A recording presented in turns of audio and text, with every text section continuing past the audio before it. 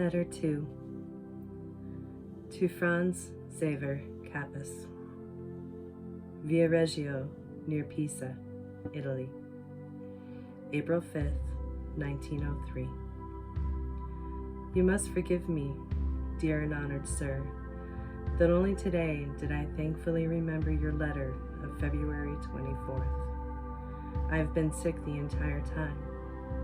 Well, not sick exactly, but suppressed by a flu-like listlessness, which has made me useless for anything. Finally, when it just refused to improve at all, I traveled to the southern sea, which has always been a good help to me. Yet I am still not well. Writing is difficult for me, and so you have to take these few lines for more.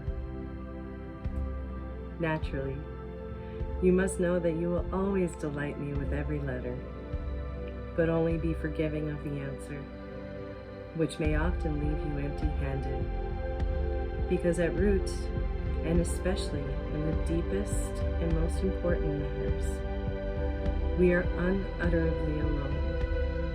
And so for one to advise or even help another, much must be done, much must prosper.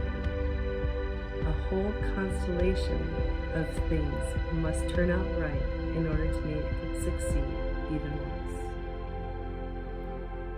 I wanted to speak to you today about two things only. Irony. Do not let yourself be mastered by her, especially not at uncreative moments. Seek her at creative times, to serve you as one more means to take hold of life. She will be pure when she is handled purely, and you need not be ashamed of her.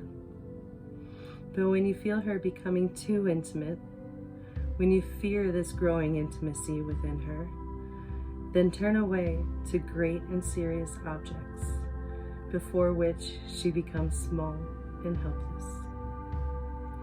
Search out the depth of things. There irony never descends. And so as you approach the edge of the expanse, test at the same time whether the ironic mode of conception arises from a necessity of your natural being. For under the influence of serious things, it will either fall away from you, if it is something accidental, or else it will, if it truly belongs to you innately, harden into a trusty instrument and fall in place among the tools with which you will have to construct your art. And the second thing I wanted to tell you today is this.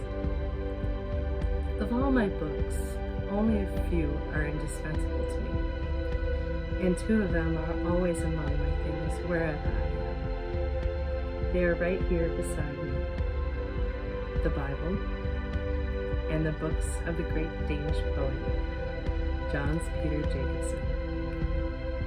I wonder if you know his works.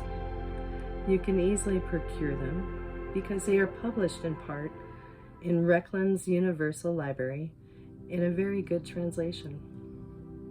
Get the small book called 6 Short Stories by J.P. Jacobsen and his novel Niels Line, and start on the first story in the first book, which is called Mogens. A world will come upon you, the happiness, the riches, the incomprehensible vastness of a world. Live for a while in these books.